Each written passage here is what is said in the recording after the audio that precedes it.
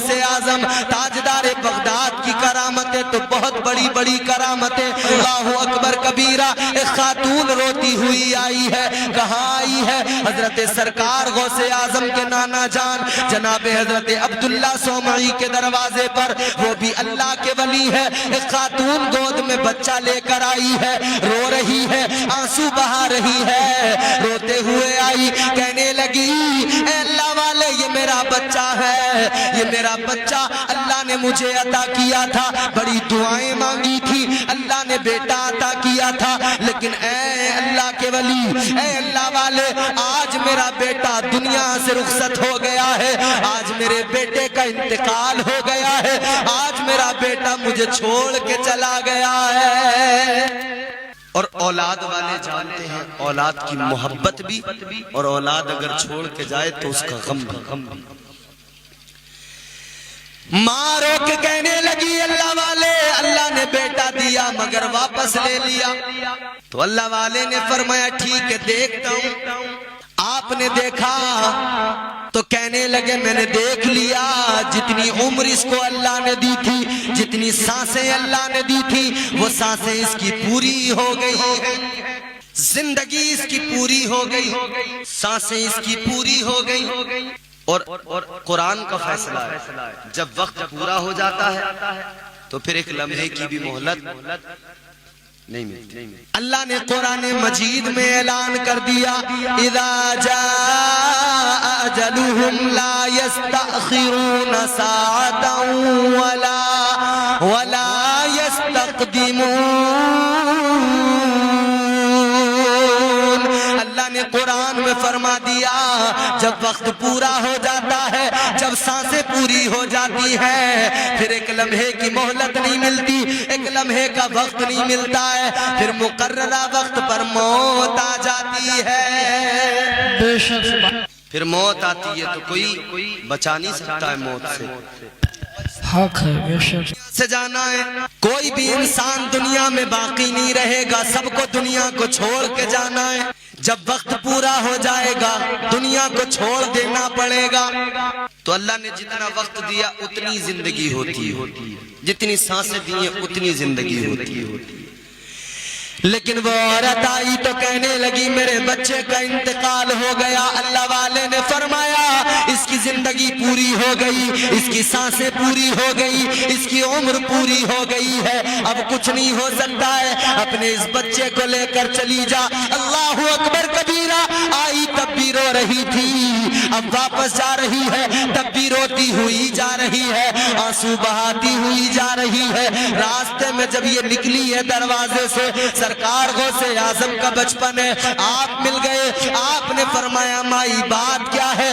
تو گئی بھی روتی ہوئی واپس بھی روتی ہوئی آ رہی ہے، ایسا تو نہیں ہونا چاہیے، اس لیے کہ جو اللہ والوں کی بارگاہ میں جاتا ہے وہ بھلے روتا ہوا جاتا ہو مگر جب آتا ہے تو وہ مسکراتا ہوا آتا ہے۔ کوئی بھی مشکل آ جائے، کوئی بھی پریشانی آ جائے، اللہ والے کی بارگاہ میں جانا، اللہ والے کی بارگاہ میں اپنا غم بیان کر دینا۔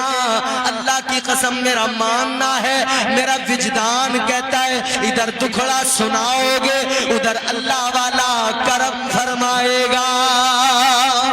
اللہ والوں کو فیض فوراً ملتا ہے، اور ان کی شان کیا ہے پتہ ہے؟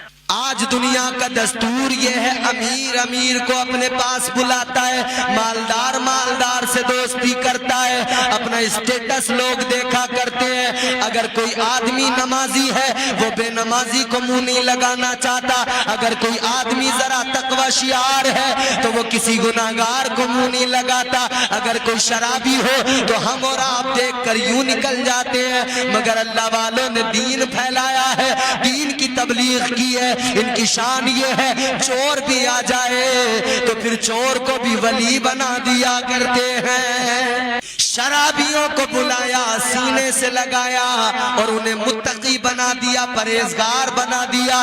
چور آئے تب بھی دامن میں چھپاتے ہیں، اگر ڈاکو آئے تب بھی دامن میں چھپاتے ہیں، گنہگار آئے دامن میں چھپاتے ہیں، پھر اسے تراش کر ہیرا بنا دیا کرتے ہیں۔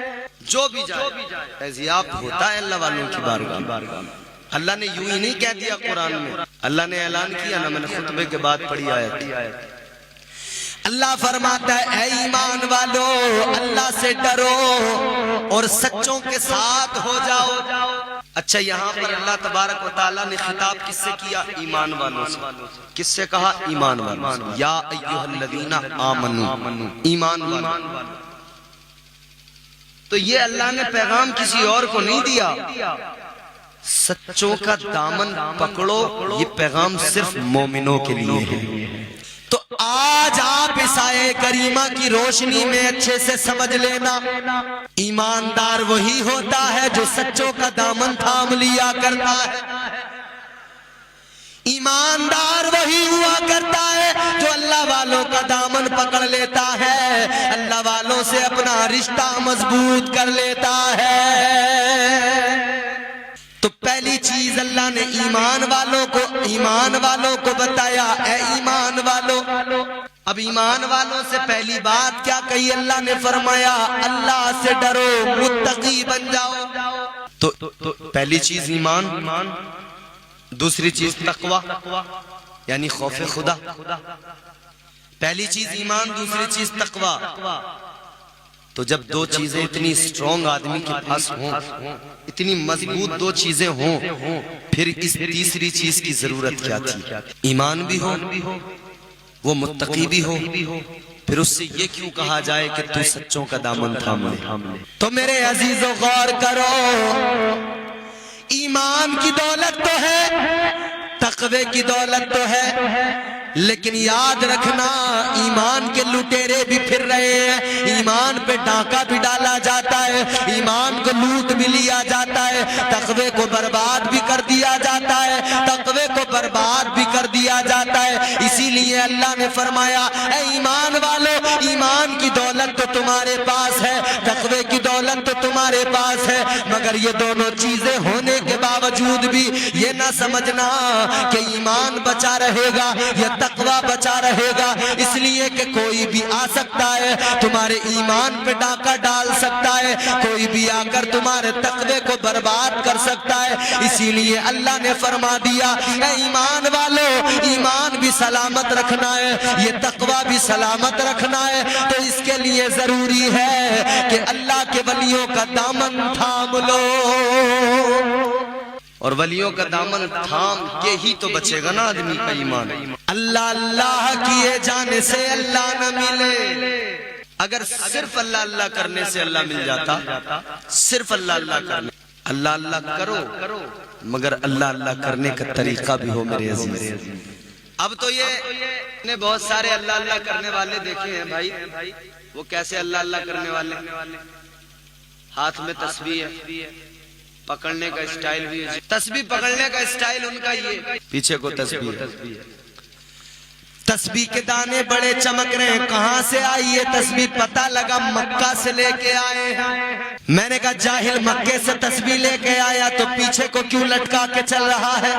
تسبیح کا دانہ چلتا رہے گا، منہ چلے یا نہ چلے، کچھ پڑے یا نہ پڑے، پیچھے کو تسبیح لٹکائی، دانہ تسبیح کا برابر چل رہا ہے لیکن زبان نہیں چل رہی ہے، یہ تسبیح نہیں پڑھی جا رہی ہے، یہ دکھاوا کیا جا رہا ہے، ریاکاری ہو رہی ہے۔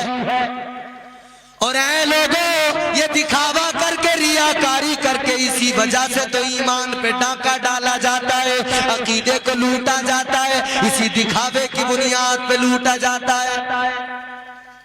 اپنے عقیدوں کی حفاظت کرو، اللہ نے فرما دیا ایمان والو، ایمان کی دولت بڑی چیز، تقوی کی دولت بڑی چیز، دونوں دولتیں تمہارے پاس ہوں لیکن پھر بچانا ضروری ہے، سنبھالنا ضروری ہے، تو فرما دیا وَكُونُوا مَعَ الصَّادِقِينَ، سچوں کا دامن تھام لو، سچوں سے وابستہ ہو جاؤ، سچوں سے منسلک ہو جاؤ، ان کا دامن پکڑ لو گے تمہیں کامیابی مل جائے گی، تمہیں کامیابی مل جائے گی، ان کا دامن تھام لو۔ اے میرے عزیزوں، تو ولیوں کی بارگاہ تو وہ بارگاہ، اگر روتا ہوا کوئی آئے تو ہنستا ہوا جاتا ہے، پریشان آئے تو پھر آسانیاں مل جاتی ہے، اگر کوئی انسان کوئی غم کا مارا آئے اس کے غم دور ہو ہو جاتے ہیں، لیکن یہ عورت آئی بھی روتی ہوئی اور جا بھی روتی ہوئی رہی ہے۔ سرکار غوث اعظم کا بچپن ہے، آپ نے دیکھا، کہنے لگے مائی کیا بات ہے،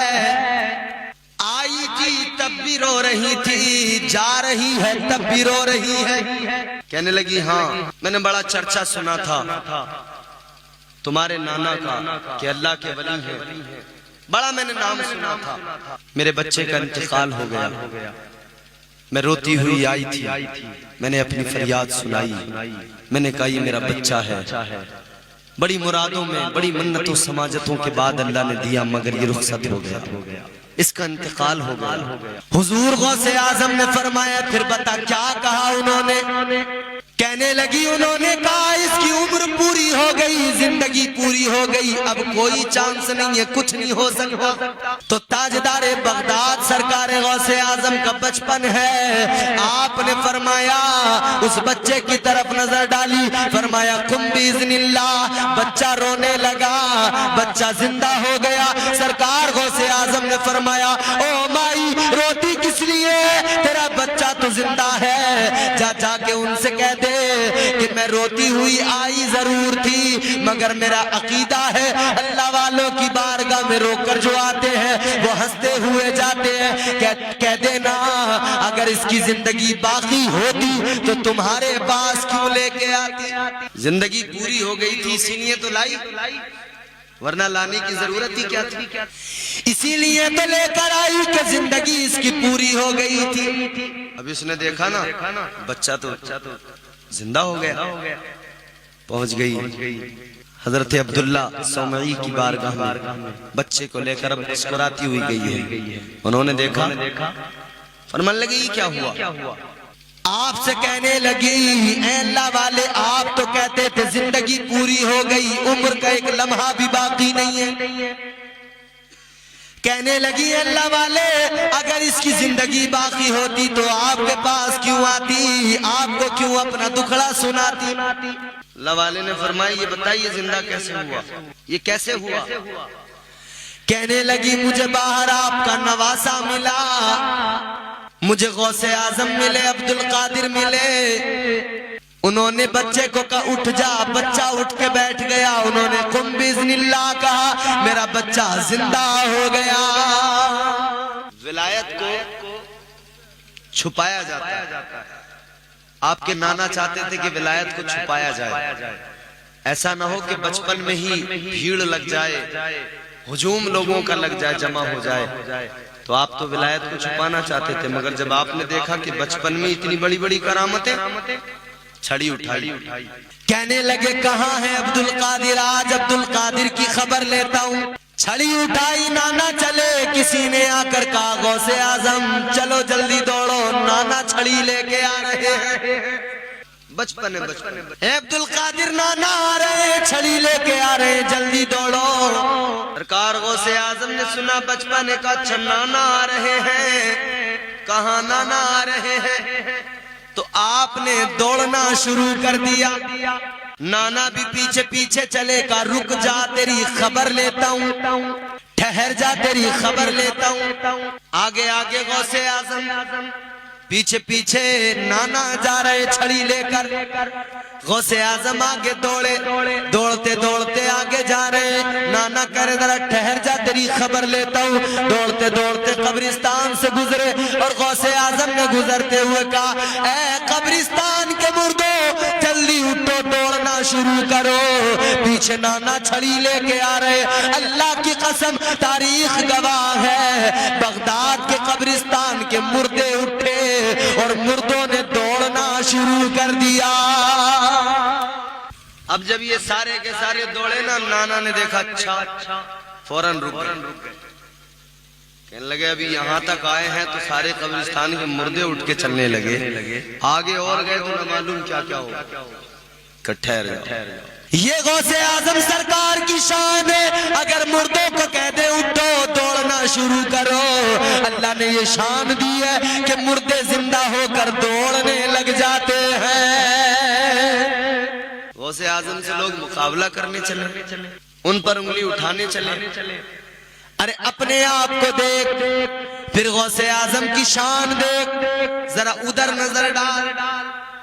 اور غوث اعظم سرکار تو وہ ہیں جو تھا سے تھی کر دیتے ہیں اور تھی سے تھا کر دیتے ہیں.